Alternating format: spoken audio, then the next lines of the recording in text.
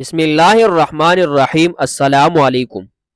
حضرت ابو ہریرہ رضی اللہ تعالیٰ عنہ فرماتے ہیں کہ رسول اللہ صلی اللہ علیہ وسلم نے فرمایا، کوئی نبی ایسا نہیں جس کو معجزہ نہ دیا گیا ہو، اور ہر نبی کو اس پر ایمان لانے والوں کی تعداد کے مطابق معجزے دیے جاتے ہیں، اور جو چیز بطور معجزہ مجھے دی گئی ہے وہ قرآن کریم ہے جو اللہ تعالیٰ نے مجھے عطا کیا ہے، اور مجھے امید ہے کہ قیامت کے دن میرے ماننے والے سب سے زیادہ ہوں گے۔ معجزہ وہ امر خارق ہے جو خرق عادت یعنی عادت کے خلاف ظاہر ہو، اور جس کے ذریعے اس شخص کا صدق ظاہر کرنا مقصود ہو جو اس بات کا دعویٰ کرے کہ وہ خدا کا پیغمبر ہے۔ کل آسمانی صحیفوں اور کتابوں کی تعداد 104 ہے، ان میں سے 10 حضرت آدم علیہ السلام پر، 50 حضرت شیس علیہ السلام پر، 10 حضرت ابراہیم علیہ السلام پر نازل ہوئی، اور بقیہ 4 مشہور کتابوں میں سے زبور حضرت داؤد علیہ السلام پر، تورات حضرت موسیٰ علیہ السلام پر، انجیل حضرت عیسیٰ علیہ السلام پر، اور قرآن حضرت محمد مصطفیٰ صلی اللہ علیہ وسلم پر نازل ہوئی ہے۔ نزول قرآن کے بارے میں اللہ تعالیٰ نے ارشاد فرمایا، بے شک ہم نے تم پر یہ کتاب لوگوں کی ہدایت کے لیے حق کے ساتھ اتاری، تو جس نے راہ پائی تو اپنے بھلے کو، اور جو بہکا وہ اپنے برے کو بہکا۔ 17 رمضان المبارک بروز دوشنبہ کو غار حرا میں رسول اللہ صلی اللہ علیہ وسلم پر جو سب سے پہلی سورت نازل ہوئی وہ سورہ اقرا ہے، اسی کو سورہ علق بھی کہتے ہیں۔ غار حرا مکہ سے مینا کے راستے میں ایک پہاڑ ہے جس کو اب جبل نور کہتے ہیں۔ اس میں 3 چٹانیں اس طرح مل گئی ہے کہ ایک چھوٹا سا کمرہ بن گیا، یہی غار حرا ہے۔ اس کی لمبائی 4 ہاتھ ہے اور اس کی چوڑائی بہت کم ہے۔ رسول اللہ صلی اللہ علیہ وسلم کے دولت قدہ سے تقریباً 3 میل کی دوری پر ہے۔ یہاں سے کعبہ صاف نظر آتا ہے۔ بڑی برکت والا ہے وہ کہ جس نے اتارا قرآن اپنے بندے پر جو سارے جہاں کو ڈر سنانے والا ہو۔ ام المؤمنین حضرت عائشہ صدیقہ رضی اللہ تعالیٰ عنہ روایت فرماتی ہے کہ رسول اللہ صلی اللہ علیہ وسلم پر وحی کی ابتدا اچھے خوابوں سے ہوئی۔ جو خواب بھی رسول اللہ صلی اللہ علیہ وسلم دیکھتے اس کی تعبیر صبح روشن کی طرح ظاہر ہوتی۔ پھر آپ کے دل میں خلوتی نشینی کی محبت ڈال دی گئی اور آپ غار حرا میں جا کر قیام کرنے لگے۔ متواتر کئی دنوں تک آپ وہاں عبادت کرتے رہتے جب تک کہ گھر والوں سے ملنے کا اشتیاق نہ ہوتا، اور اس کے لیے کھانے پینے کا سامان لے جایا کرتے۔ جب توشہ ختم ہو جاتا تو آپ حضرت خدیجہ رضی اللہ تعالی عنہا کے پاس تشریف لاتے اور اتنا ہی توشہ پھر لے جاتے، یہاں تک کہ غار حرا میں قیام کے دوران آپ پر وحی نازل ہوئی۔ اس طرح ایک فرشتہ حاضر ہوا اور عرض کیا، اقرأ پڑھیے۔ رسول اللہ صلی اللہ علیہ وسلم نے فرمایا، میں نہیں پڑھتا۔ حضور فرماتے ہیں کہ فرشتے نے مجھے پکڑ کر طاقت بر دبوچا، پھر چھوڑ دیا اور کہا پڑھیے۔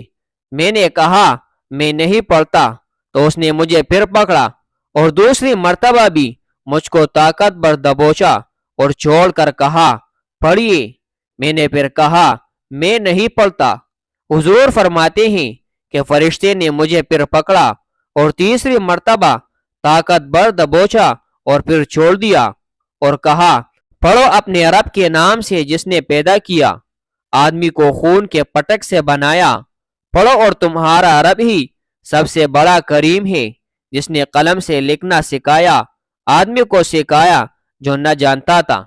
رسول اللہ صلی اللہ علیہ وسلم نے ان آیات کو دہرایا۔ آپ کا دل کانپ رہا تھا۔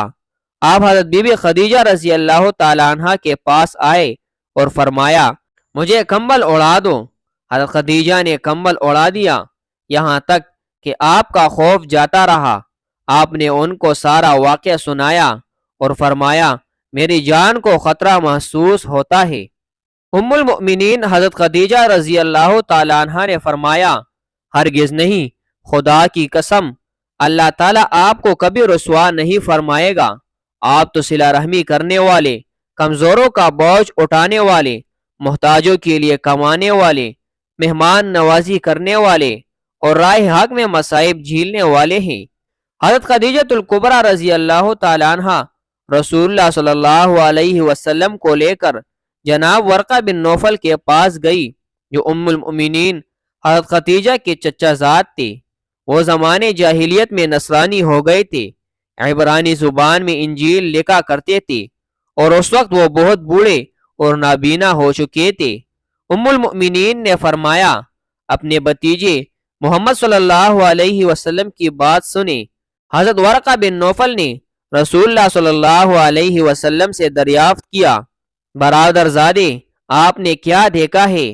آپ نے وہی آنے کا جو واقعہ دیکھا سنا تھا وہ سب بیان کر دیا۔ ورقہ بن نوفل نے آپ سے کہا، یہی وہ ناموس ہے جو اللہ تعالیٰ نے حضرت موسیٰ علیہ السلام پر اتارا۔ اے کاش میں اس وقت تک زندہ رہتا جب آپ کی قوم آپ کو شہر بدر کر دے گی۔ رسول اللہ صلی اللہ علیہ وسلم نے یہ سن کر فرمایا، کیا کہا آپ نے؟ میری قوم مجھے نکال دے گی؟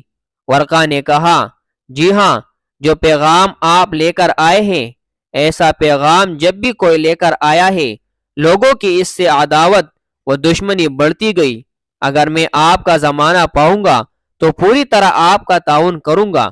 اس ملاقات کے بعد وہ زیادہ زمانہ نہ گزرا کہ جناب ورقہ بن نوفل کا انتقال ہو گیا، اور نزول وحی کا سلسلہ بھی کچھ دنوں کے لیے بند ہو گیا۔ یہ اللہ تعالیٰ کی آیتیں ہیں کہ ہم ٹھیک ٹھیک تم پر پڑھتے ہیں۔ حضرت جابر بن عبداللہ رضی اللہ تعالیٰ عنہما روایت کرتے ہیں کہ رسول اللہ صلی اللہ علیہ وسلم نے فرمایا، کچھ دنوں تک مجھ پر وحی کا آنا بند رہا۔ اسی درمیان میں کہی جا رہا تھا کہ میں نے آسمان سے ایک آواز سنی، اے محمد صلی اللہ علیہ وسلم، بے شک آپ اللہ کے رسول ہیں۔ میں نے آسمان کی طرف نگاہ کی تو دیکھا وہی فرشتہ جو غار حرا میں میرے پاس آیا تھا، وہ زمین و آسمان کے درمیان کرسی پر بیٹھا ہوا ہے۔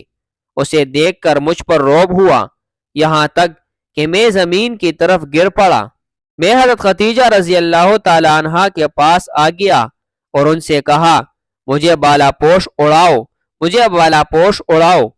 پھر اللہ تعالیٰ نے یہ آیت نازل فرمائی، اے بالا پوش اوڑھنے والے، کھڑے ہو جاؤ، پھر ڈر سناؤ اور اپنے رب ہی کی بڑائی بولو، اور اپنے کپڑے پاک رکھو اور بتوں سے دور رہو۔